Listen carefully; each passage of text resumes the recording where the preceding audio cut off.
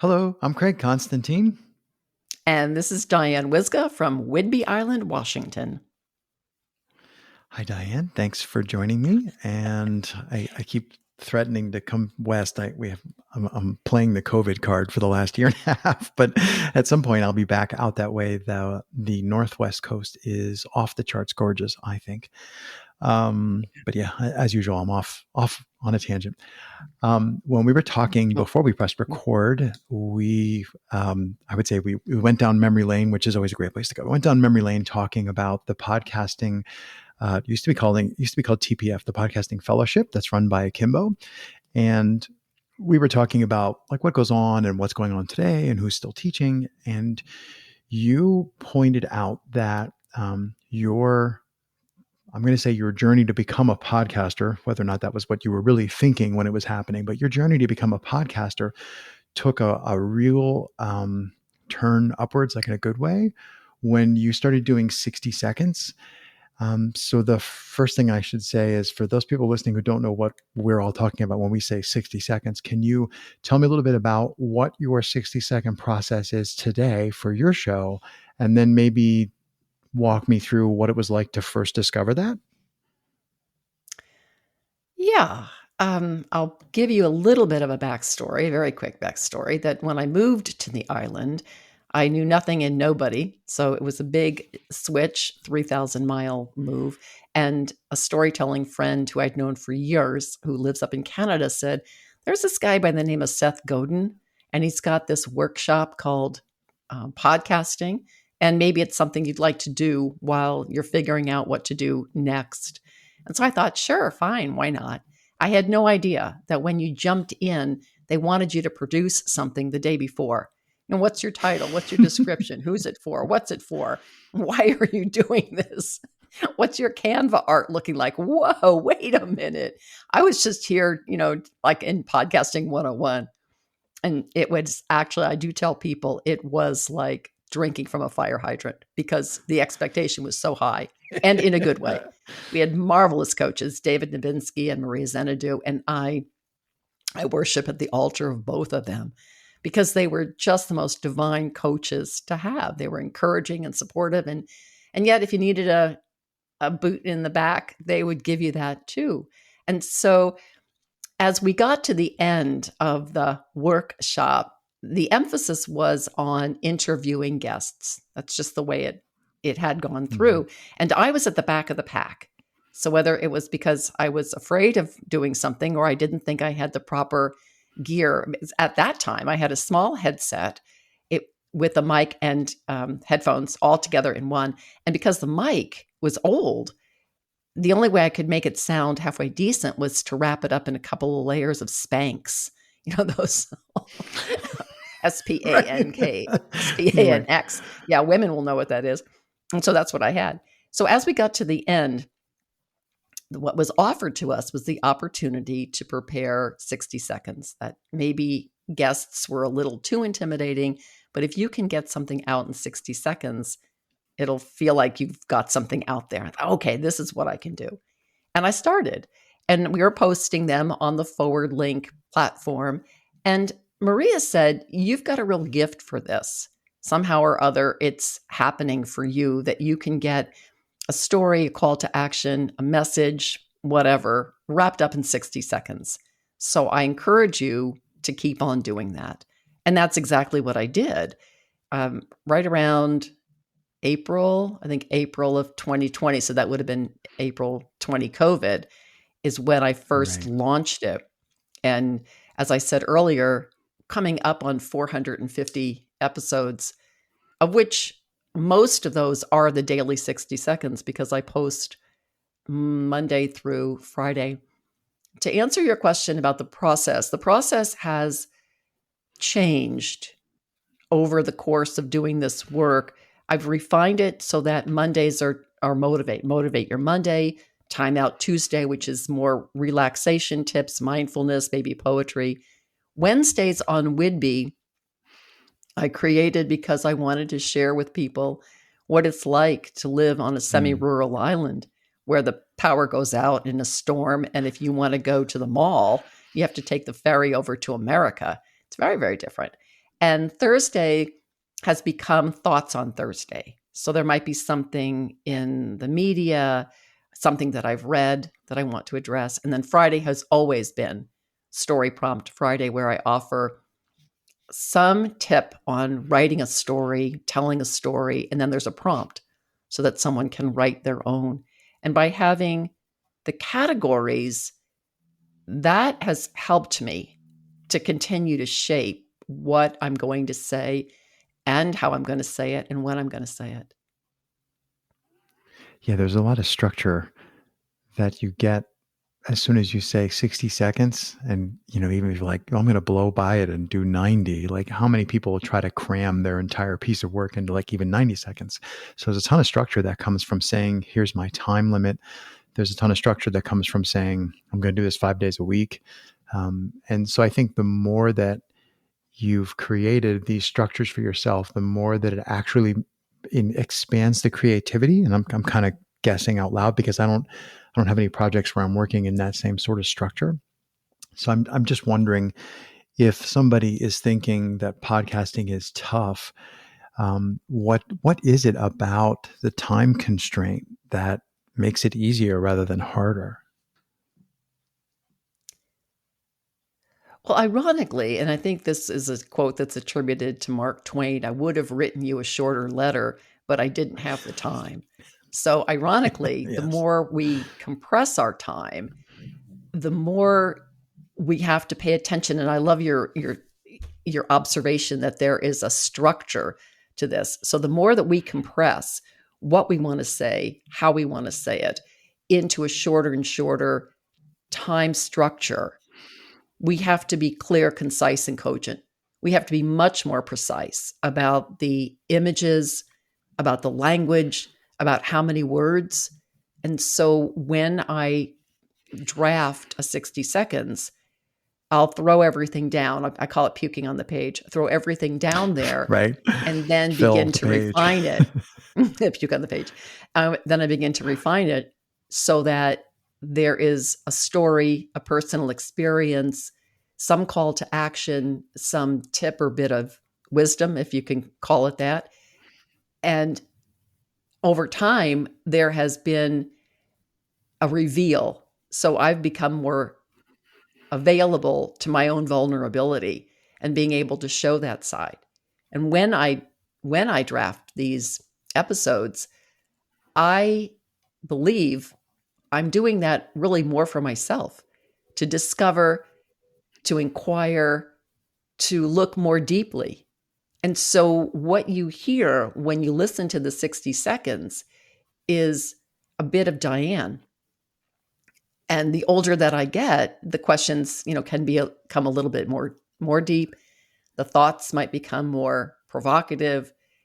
There is a lightness to some of the episodes, and there is also a depth to others, intentional, so that you can listen to something, walk away, and mull it over for yourself. So over time, I've gotten a sense of the rhythm of the structure, to use your word, to see how I invite the listener in, lift them up, bring them down, lift them up again, but always leave them with something where they can walk out and say, this is good. This is good. I needed to hear this today. And then the bookend is my brother-in-law's music, the waltz that he wrote for my sister. I'll always play that music. It always brings tears to my eyes. But it's my way of inviting the listener in and letting them go gently to however they want to walk their life. Your description of your intention for the listener, as you have been talking about how you do the 60 seconds, how you create them, what you're doing, I was thinking, I wonder how intentional you are. And then of course you just like went there and explained it, that you're very intentional about what you want people to get from it. Or maybe sometimes I feel like my intention is to create a hole or an open question in a listener. Like I don't actually have the answer. So how can I give you the answer? I'm hoping to just give you something that scratches at you to make you think. So it strikes me that you're very much aware of that. Do you recall that? And that's clearly not what you were doing in the beginning with 60 seconds, right? In the beginning, it was just like, oh no, press record. What happens? And then you get feedback from Maria. Do you recall thinking about, like, how did you bootstrap from I'm simply doing the thing as a form of practice? How did you bootstrap from there to having a very intentional, mindful practice where you're encompassing the listeners in what you're trying to do? That's a great question. I think unconsciously or maybe subconsciously, what might have been coming through is my 30 years as a storyteller. So, always in the back of my mind is the awareness that we are having a conversation with someone else, with ourselves, maybe with the eternal loving presence. And with that idea that there is always a conversation that's asking for connection, then how do I want to make use of that? So to go all the way back to the beginning of TPF, when they ask, what's the description, what's it for and who's it for? My intention then, which is probably carried over, was that I wanted to share stories in some way so that people could see themselves in it, hear themselves in it, and thereby understand themselves a little better, understand others a little better. So the overarching idea is that perhaps with this notion of story, we can shift attitudes, behaviors, maybe even culture.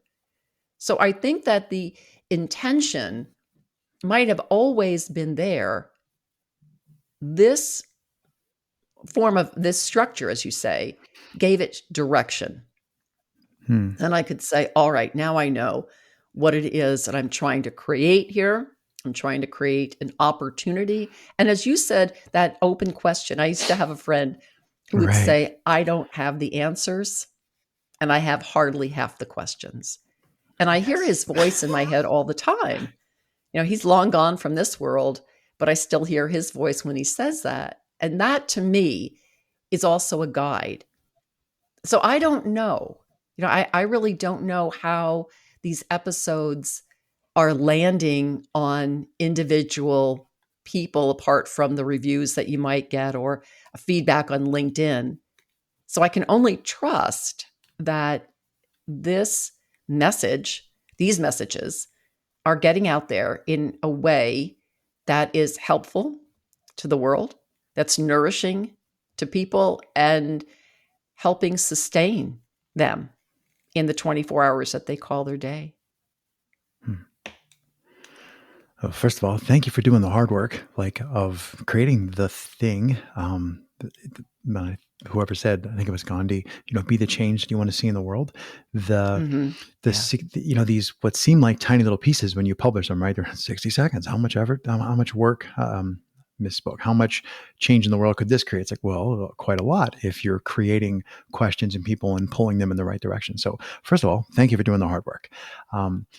But I also this is going to sound initially maybe really disconnected, but is there something, and I don't actually have an answer for this, I'm actually wondering, is there something that you feel strongly about, maybe related to podcasting, maybe it's something you're trying to communicate through podcasting, something you feel strongly about that you think most people would disagree with you about, if that makes sense as a question? That people would disagree with me about.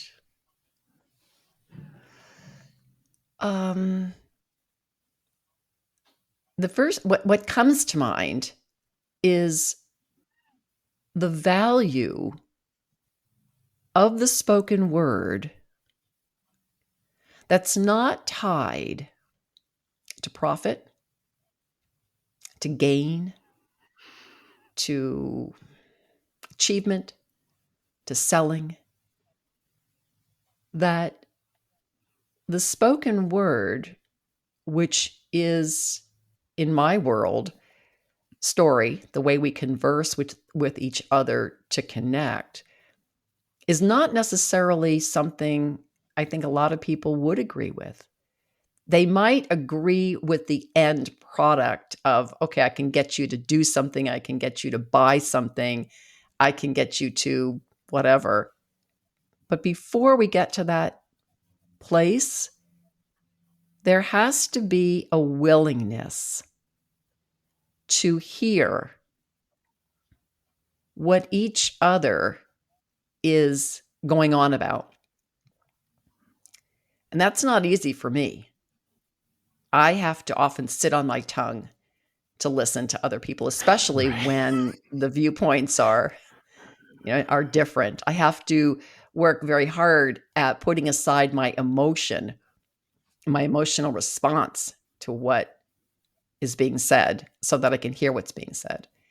So I still think that in this day and age, there is a hesitancy to reveal who we are, why we are, what we're about, and there is a hesitancy to believe that if we are willing to go there, to do the reveal, that it's going to matter, that it's going to count, that it's going to change anything.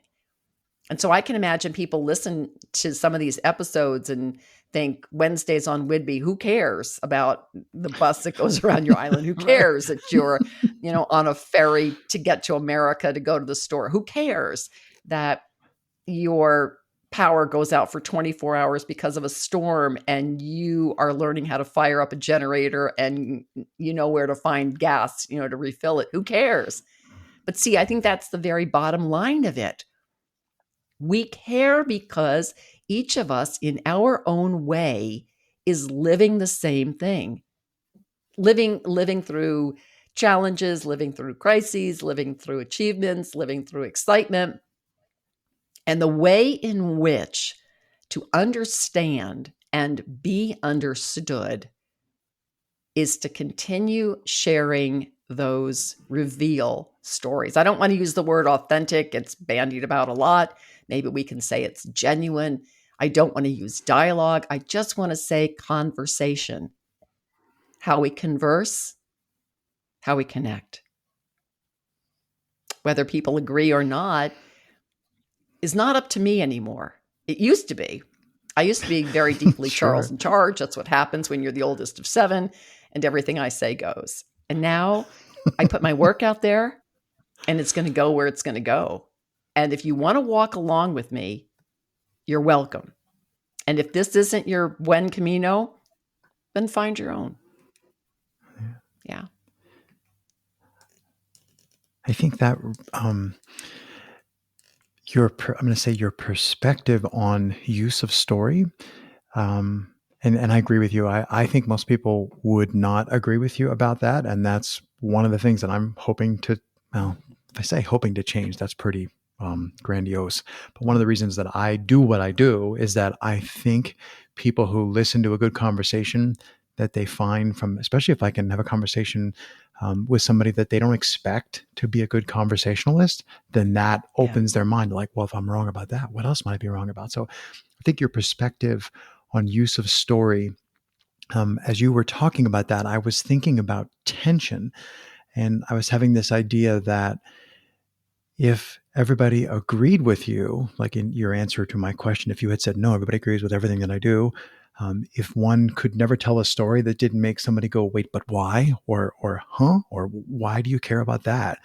Then there'd be no tension anywhere. And if there's no tension, well, then there's no stress. If there's no stress, then nobody grows. And it seems to me that like if there are huge swaths of people who are still doing the consumerism thing, or who are still disagreeing with us in one way or another, it's the tension that we create by saying, well, what about this? Or have you thought about that? Or here's my experience. That creates a tension, and that's how anybody grows. I mean, whether that tension would pull me toward them or whether the tension pulls them toward me, that's kind of left for everybody to sort out on their own. So I had that idea of tension and about how that works, even when, you're only, like you and I are broadcasting into the ether here, like arguably people can't directly respond. It's not a normal conversation, but yet it is. So let's just something I thought of. As much as I dislike talking a lot, after some guest says something really good, that came to mind. No, it's brilliant. Go all the way back to your notion of structure. And so things that are made out of steel, for example, it has a certain tension to it. And it will bend and flex to a certain degree, depending on the type of product it is, depending on the steel. I mean, we saw what happened in 9/11. Things bent and they stretched and they finally broke. But the tension is the give and take. That is the back and forthness of something. You look at a spider web in the wind and how that has tension to it because it bends and it flexes with the wind. It takes a great deal to take a spider web apart. And people who do that should have their fingernails cut off. But that notion of tension, that's when I said earlier, I was taught, one of my story mentors was the wonderful Elizabeth Ellis. She has a voice that sounds like chocolate tastes. J. O'Callahan said that about her. And her theory around story is that you had to pick people up and slam them down and pick them up and slam them down, always so that they were asking, okay, what happens next? What's going on next? What's the next? So your idea of structure and tension is beautifully woven into this topic and fortifies the idea that you have, that you're doing what you're doing to continue that conversation in some way. So yeah, you got to jump in, Craig. You can't just sit there and ask questions. You got to be part of this mucking it up. Yes. Well, Diane, as much as I say all the time, I hate to say this, but I think that's a good place to stop for today. This is not our first conversation. I'm sure it won't be our last. And it was a distinct pleasure. Thank you very much. I'm tickled to death to be part of the ongoing process. Yes, thank you very much.